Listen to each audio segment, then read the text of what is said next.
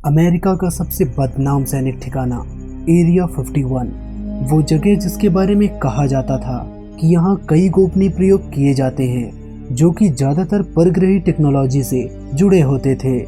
लेकिन क्या इसका राज खुल जाने के बाद भी यह कारगर है या कुछ और खुफिया ठिकाने बना लिए गए हैं जहाँ परग्रही भविष्य की तैयारियां की जा रही हैं। Langley, Virginia. कई दशक की गोपनीयता, इनकार और मामले को दबाए रखने के बाद CIA ने उन दस्तावेजों को आम कर दिया जिनमें एक अति गोपनीय सैनिक ठिकाने की चर्चा थी जिसका नाम है एरिया 51। यह एक ऐतिहासिक घोषणा थी। आखिरकार कई सालों से UFO कम्युनिटी और संदेहवादी विद्वान जिन अफवाहों के सच होने का दावा कर रहे थे उनकी पुष्टि हो चुकी थी। फेडरल सरकार को एरिया 51 के अस्तित्व को स्वीकार करना पड़ा क्योंकि फ्रीडम ऑफ इंफॉर्मेशन एक्ट के तहत एक याचिका दायर की गई थी। 1955 से ही ये अति गोपनीय सैनिक ठिकाना दक्षिणी नेवाडा के दूरदराज के रेगिस्तान में मौजूद था जो सेना की गुप्त परियोजनाओं का केंद्र था। फिर बात चाहे U-2 स्पाई प्लेन की हो या F-117 स्टेल्थ फाइटर की, लेकिन बहुत से लोग मानते थे कि एरिया 51 में बहुत ही बड़ा राज छुपा हुआ है। एरिया 51 के अस्तित्व में आने के बाद लोग मानते थे कि सरकार जल्द ही यह भी बता देगी कि एरिया 51 में क्रैश UFO और एलियंस के पीछे की सच्चाई क्या है, लेकिन सरकार ने उसके बारे में कुछ नहीं कहा और सरकार आज भी छिपा रही है कि असल में एरिया 51 में हो क्या रहा था। क्या एरिया 51 में काम कर रहे वैज्ञानिकों ने न सिर्फ परग्रही यान का अध्ययन किया बल्कि उसे रिवर्स इंजीनियर भी किया? अगर अमेरिका की सरकार एरिया 51 में अपनी सबसे गुप्त सैनिक रिसर्च कर रही थी और अगर उसने कई दशक तक परग्रही संपर्क के सबूतों को छिपाए रखा, तो अब वो ठिकाना कितना गुप्त रह गया है। सब यह जान चुके हैं कि एरिया 51 कहाँ है और वहाँ किस तरह का काम होता है। तो क्या अब एरिया 51 सेना के काम का नहीं रह गया है? कई दशक तक लोग हाथों में दूरबीन और टेलीस्कोप लेकर एरिया 51 के आसपास जाते रहे। उन्होंने वहां कई UFO और अनआइडेंटिफाइड ऑब्जेक्ट देखने का दावा किया और वो सब उन चीज़ों से बिल्कुल अलग थी जो आज तक हमने देखा है।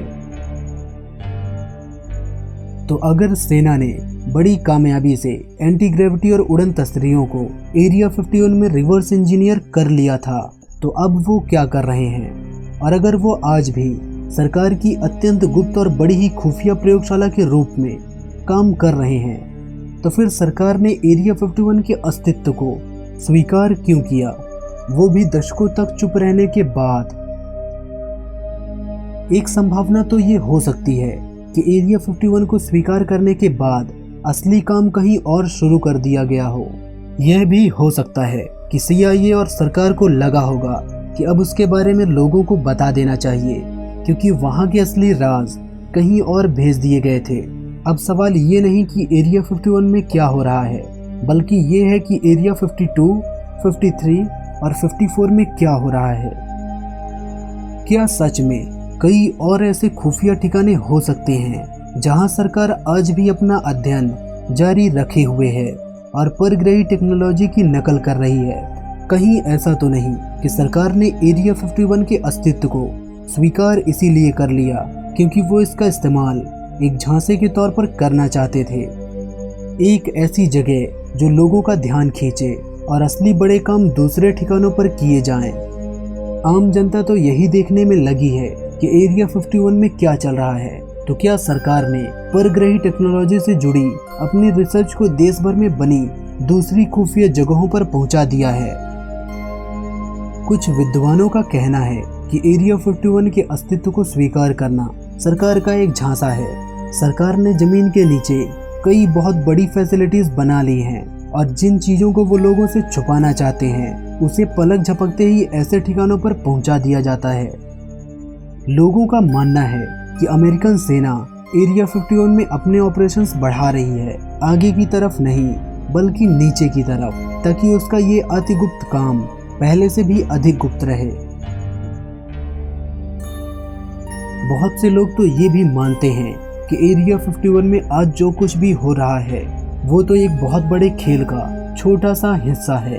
एरिया 51 भी सरकार की कई खुफिया फैसिलिटीज में से एक है और ये सभी जमीन के नीचे चलने वाली हाई स्पीड ट्रेन के नेटवर्क से जुड़े हैं। माना जाता है कि जमीन के नीचे चलने वाली ट्रेन सिस्टम का केंद्र कोलोराडो स्प्रिंग्स में शायान पहाड़ है। इस पहाड़ को अमेरिकन सेना ने खोखला कर दिया है।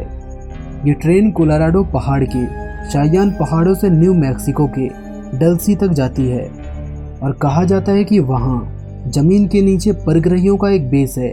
वहाँ से ट्रेन लॉस एलामोस और रोजवेल से होती हुई नेवाडा के एरिया 51 तक जाती है। ये सारे के सारे मिलिट्री बेसेस जमीन के नीचे बने एक खुफिया सबवे सिस्टम से जुड़े हुए हैं। दोस्तों, आज की वीडियो में बस इतना ही। हम जल्दी इस वीडियो का पार्ट 2 लेके आएंगे जिसमें हम आपको एरिया 52, 53 और 54 के बारे में बताएंगे। तो चैनल को सब्सक्राइब करके बेल आइकन को प्रेस कर लें ताकि आपको नोटिफिकेशन मिल जाए। वीडियो अच्छा लगा तो वीडियो को लाइक करें और अपने दोस्तों के साथ शेयर भी करें। Thanks for watching.